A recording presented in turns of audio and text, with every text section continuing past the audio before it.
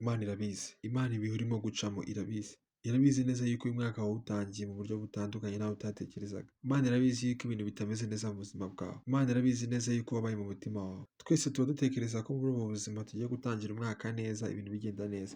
Ushobora kuba wowe aho kugira ngo bitangire neza, ahubwo byaratangiye nabi. Ukaba wenda hari ibintu uri gucamo bituma wumva wabaye buri munsi. Ahari mu buzima bwawe bwa buri munsi hari ibitarimo kugenda neza. Muri make nta kintu na kimwe ufite wumva cyagushimisha muri uku kwezi kwa mbere, bitewe n'ibihe urimo gucamo. Ariko ndagira ngo nkubwire ngo Imana irabizi. Abantu akenshi iyo duhuye n'ibibazo dukunda kwishora mu bintu kugira ngo turebe ko twabyibagiza. Hari abishora mu biyobyabwenge, hari abishora mu nzoga, hari abishora wenda kujya kureba nk'amafilme, amakomedi, kureba amamace, nyine kugira ngo babashe kwibagiza nyine ibibazo by'isi. Ariko ibyo byose iyo birangiye ukaryama mu gitondo ukabyuka, ka gahinda karagaruka. Ntabwo bya bindi nyine bikumara agahinda by'akanya gato, ariko ntabwo bikumara agahinda by'igihe gihoraho. Ariko hari umuti umwe wenyine nzi wakumara agahinda by'igihe gihoraho.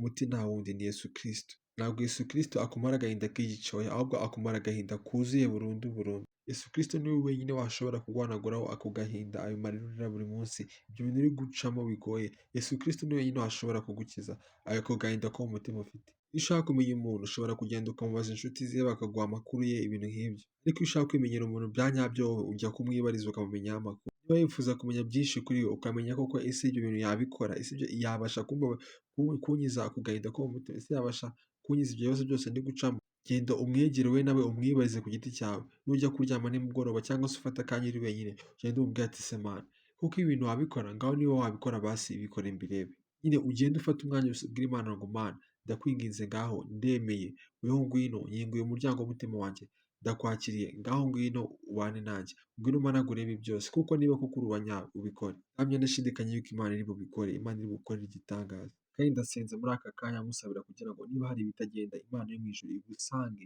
ibashe kubigukuraho. Yesu agusange mu buzima bwawe, abashe kubiguhanaguraho. Mu izina rya Yesu. Amen.